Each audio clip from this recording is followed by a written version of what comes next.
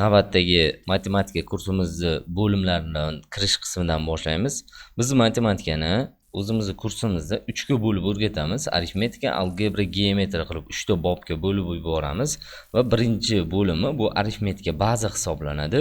Bu algebra, geometriyani ishlashimiz uchun asosiy bizga fundament vazifasini o'tab beradi. Bu matematik master kitobini birinchi savoldan 710-gacha bo'lgan misollarni arifmetika bo'limi qamrab oladi. Algebra bo'limi esa 711 dan boshlab kitobning oxirigacha. Geometriya bo'limi esa alohida kitob. Bu matematik master emas, geometriya master kitobida beriladi. Endi bizda mana shu berilgan birinchi arifmetika bo'limini hozir boshlaymiz. Demak, arifmetika bo'limida qo'shish, ayirish, ko'paytirish, bo'lish kabi sodda amallarni bajarishni o'rganadi. Ya'ni bu nima degani? Arifmetika bo'limida sinus, kosinus yoki tangens, kotangens deymiz yoki ildiz-ostilar unaqalar yo'q. Arifmetika bo'limida qo'shish, ayirish, ko'paytirish, bo'lish kabi sodda amallar o'rganiladi. Bu yerda fundament sifatida qaraladi va arifmetikadagi birinchi mavzuyimizni boshlaymiz. Demak, birinchi mavzuimiz natural sonlar ustida amallarni shu arifmetikadagi qo'shishi osonroq yo'li haqida gaplashamiz. Guruhlash yordamida qo'shishimiz kerak. Masalan, 58 ga qaysidir juftlikni tanlashimiz kerakki, qo'shganimizda 0 bilan tugash kerak. Masalan, bu 8 ga 3 qo'shsam 0 bilan tugamaydi, 11 bo'ladi. 8 ga 4 qo'shsam 12 0 bilan tugamaydi. 8 ga 2 ni qo'shsam 10 bilan tugaydi. Demak, 58 ga 12 ni qo'shsam 70 ekan. Bitta juftligimiz topdik. Endi 43 ga qaysi juftlikni olishimiz kerakki, qo'shganimizda 0 bilan tugash kerak. Bu esa 17 ni olishimiz kerak. Qo'shganimizda 60 kelib chiqyapti. Va o'z-o'zidan mana bu 24 bilan 46 qolyapti. Bularni qo'shganimda esa 70. Demak, 70 70 140 va 140 60 qo'shsam 200 degan javobimiz kelib chiqadi. Demak, buning javobi 200 ekan. Bu hozir o'rgatgan usulimiz qo'shishi o'sha nima deydi? 0 bilan tugaydigan sheriklarni tanlab qo'shish yordamida osonroq hisoblash. Buni ketma-ket qo'shib ketmang. Bir chekkadan hammasini qilmasdan o'sha sherigini topib qo'shishingiz kerak. Navbatdagi savolimiz mana shuni hisoblashimiz kerak. Ko'p xonalilarni ayirishimiz kerak. Birinchi ish deb yozamiz. Bitta ishli misol. E'tibor bering. Buni 1 dan 5 ni ayirishimiz kerak. Ayira olmaymiz. Buning uchun biz bitta qarz olib, keyin hisoblashimiz kerak. Ya'ni nima deganim? Birinchi bo'lib 3 dan bunga 1 qarz olamiz. 3 ning o'rnida esa bizda 2 qoladi. Endi bu yerda esa 0 ga qarz olsam 10 bo'ldi. Mana bu yerda 10 hosil bo'ldi degani. Endi 10 dan bitta bu tomonga qarz olyapmiz, mana bunga qarz olamiz. Bu yerda esa 9 qoladi. Endi buni, ya'ni ikkinchi 10imizdan, ya'ni mana bu yerdagi 10 dan yana bitta bunga qarz oladigan bo'lsak, bu yerda ham 9 qoladi. Demak, endigi 10imiz esa mana bu yerdamiz 10 bo'lyapti. Ya'ni mana bu yerga 1 qo'shildi. Endi yana bitta qarz olsak, bu 10imiz yana 9 ga aylanadi va mana bu yerdamiz mana bu 10 bo'ldi. 10 bo'lyapti. Endi bunga yana bitta qarz olsak, bu 11, bu esa 9 ga aylanadi. Mana. Endi 11 dan 5 ni ayiramiz. 11 dan 5 ni ayirsak 6, 9 dan 2 ni ayirsak 7, 9 dan 6 ni ayirsak 3, 9 dan 3 ayirsak esa 6, 9 dan 1 ayirsak esa 8 va 3 dan 1 qarz olganimiz 2. Demak, hozirgi javobimiz 286.376 degan javobimiz to'g'ri hisoblanadi. Bu yerda asosiy e'tibor mana bu nollarni 9 bo'lishiga e'tibor bering. Agar qarz oladigan bo'lsak, birdaniga bundan emas, bitta avval bunga qilib kelishimiz kerak. Shunda ishlagan javobimiz to'g'ri bajariladi. Navbatdagi mavzuyimiz, demak, sonlarning ishorasiga ko'ra turlari 2 turga bo'linadi. Sonlar ishorasiga ko'ra, demak, manfiy va musbat degan turlarimiz bor. Manfiy sonni oldida, sonlarning oldida minus belgisi yoki ayruv ham deymiz. Minus belgisi bo'lishi kerak. Shu manfiy sonlarga mana bir nechta misol, masalan, kasr bo'ladigan bo'lsa, uning oldida turishi kerak. Yoki musbat sonda oldida hech narsa qo'yilmaydi. Bu yerda plus bor degani, lekin yozilmaydi. Demak, shuni hisobga oladigan bo'lsak, mana bu bizning musbat sonlarga misol bo'ladi.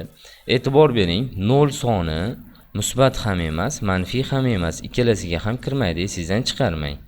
Shuning uchun mana shu sonlarning ishorasiga ko'ra turlarda shu 0 ni e'tiborga olishingiz kerak. U musbatga ham, manfiyga ham kirmasligini.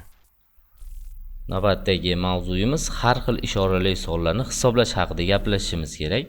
Demak, birinchi qoida, ikkita qoida bor. Birinchi qoidaga ko'ra, ikkita minus kelsa, ularni qo'shamiz va oldiga minus qo'yamiz degan qoida bor. Masalan, minus 6 minus 4 kelsa, mana e'tibor bering, ikkita minus kelyapti. Bularni qo'shib, ya'ni 10 chiqadi, oldiga minus qo'yishimiz kerak. Mana javobimiz mana shunday bo'ladi. Endi ikkinchi qoidamiz bor.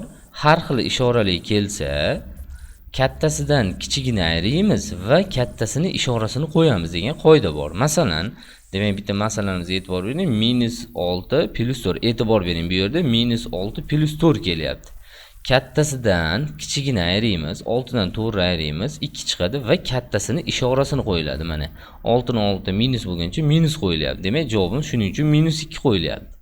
Yana bitta misol, masalan, demak minus 6 plus 9 turibdi. Mana minus 6 plus 9 da bu yerda 9 dan 6 ni ayriladi. Bu yerda 3 chiqadi. Oldiga minus qo'yilmaganning sababi 9 6 plus bor. Plus bo'lsa qo'yilmaydi. Shuning uchun bizning javobimiz bu yerda 3 degan javob sifatida ko'rsatilyapti. E'tibor bering, bu har xil kelyapti, bu esa bir xil minus kelyapti. Farqi bor. Bu qoidalar hammasi nima deydi, ko'rsatib tushuntirilgani bo'yicha yodlashingiz kerak.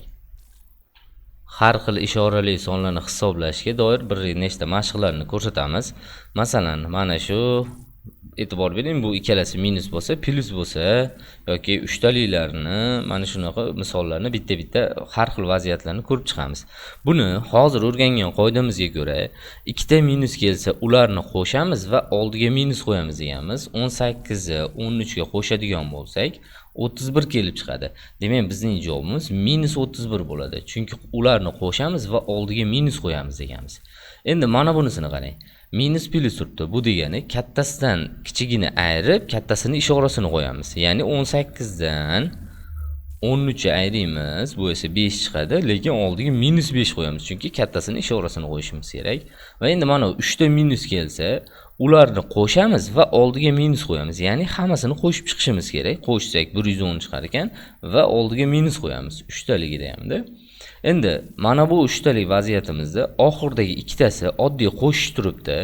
Ya'ni 20 bilan 10, 20 bilan 10 ni qo'shsak 30 kelib chiqadi. Mana 30 yozib oldik. Yana qaytaraman, mana oxirda ikkitasini alohida hisoblab oldik. 30 bo'ldi. Endi bu esa 3 talikdan 2 talikka tushib qoldi. Kattasidan kichigini ayirib 50 chiqadi va kattasini ishorasi, ya'ni 80 ni ishorasi minus qo'yamiz. Xullas, minus 50 ekan. Mana shunaqa vaziyatlarda shunday qilib yechishingiz kerak.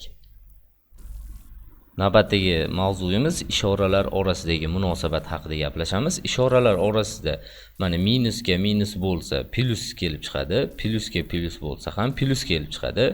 Plusga minus minus, minusga plus esa minus bo'ladi.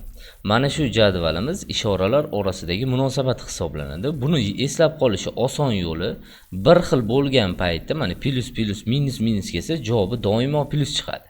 Har xil bo'lsa agar, mana plus minus yo minus plus bo'lsa, javobimiz minusdan chiqadi. E'tibor berib oling shunga. Demak, yana qaytaraman. Agar bir xil bo'lsa plus, har xil bo'ladigan bo'lsa, mana minusdan kelib chiqar ekan. Bitta misol ko'ramiz. Yana bitta misol, ya'ni ikkita misol tushuntiraman, har xil vaziyat. Demak, mana shu misolimizda birinchi mana bu yerga e'tibor bering. Minus bilan minus kelyapti. Biz bilamiz, minus bilan minus kelsa plus bo'ladi. Demak, plus qilib yozib olamiz. Mana plus qilib mana bu ikkalasini yozdik. Endi bu hosil bo'lgan misolimiz avvalgi misollarga tushib qoldi. Ya'ni kattasidan kichigini ayiramiz va kattasini ishorasini qo'yamiz. Bu degani minus 45 bo'ladi degani. Mana. Yoki mana bu misolimizni olaylik. Plus bilan minus bo'ladigan bo'lsa, bu minus 65, minus 20 bo'lyapti. Bu esa endi avvalgi misollarimizga tushib qoldi. Hozir mana shu yerda minus bilan plus bo'lgani, mana o'tilgan mavzuyimizdagi mana bu yerdan olindi. Shuning uchun mana bu yerga minus qo'yilyapti. Va bu ikkita minus bo'lsa, ularni qo'shamiz, ya'ni 85 chiqadi va oldiga minus qo'yamiz. Minus 85. Mana shunaqa, demak, misollarni mana bunday ikkitalikka tushirib olib, keyin ishlashimiz kerak ekan. Demak, navbatdagi o'tiladigan qoidamiz amallar bajarish tartibi bor. Birinchi bo'lib bo'lish amali bajariladi, ikkinchi bo'lib ko'paytirish, uchinchi bo'lib ayirish va to'rtinchi bo'lib qo'shish. Bu hozir aytilgan amallarimiz qavsiz vaziyatda o'z kuchi bilan bajaradi. Xullas, mana bitta misol tariqasida mana shu misolni olaylik. Birinchi bo'lib amallar bajarish tartibida bo'lish amali bajarilar ekan. 10 ni 5 ga bo'lamiz, bu 2 chiqadi. Ikkinchi bo'lib esa ko'paytirish amali bajarilar ekan. Demak, ko'paytirib olamiz. 3 ni 4 ga ko'paytirsak esa 12 kelib chiqadi. Mana shu topgan ma'lumotlarimizni yonma-yon qilib yozib olamiz. Mana 18 ayru 2 qo'shilgan 12 bo'ldi. Endi 3-bo'lib esa ayrish amali bajariladi dedi. Demak, bundan buni ayriymiz. Bu esa 16 bo'ladi. 16 ga endi oxirgi bo'lib qo'shish amali bajarilgani uchun qo'shsak 12 ni 28 degan javobimiz kelib chiqar ekan. Demak, bu tartib amallar bajarish tartibi hisoblanadi. Navbatdagi matematikadagi terminlar mavzusi yig'indi degan gapimiz bor. Bu qo'shish degani, keyin nisbat degan gapimiz bor. Bu bo'lish degani. Masalan, 20 va 4 sonlari yig'indisini toping desa, bu 20 ga 4 qo'shib qo'ying degani. 24 chiqadi javob. Agar 20 va 4 sonlar nisbatini toping desa, 20 ni 4 ga bo'lamiz, 5 degani. Savoliga qaraysiz, nisbat desa bo'lishingiz kerak, yig'indi desa qo'shishingiz kerak. Navbatdagi mavzuyimiz o'sha son va raqamlar haqida tushuntiramiz. Demak, bizda raqam bor ekan, son bor ekan. Raqamni 0 dan 9 gacha hisoblanadi, ya'ni bir xonali, sonlar esa 10 dan boshlab ko'p xonalilar qaraladi.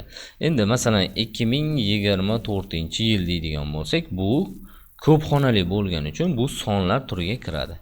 Eslab qoling, 0 raqammi sonmi deb so'ralsa, 0 raqamga kiradi. 0 raqam ham emas, son ham emas deb qo'ymang. Xullas, bir xonalilar raqam, ko'p xonalilar esa son sifatida qarash qabul qilingan.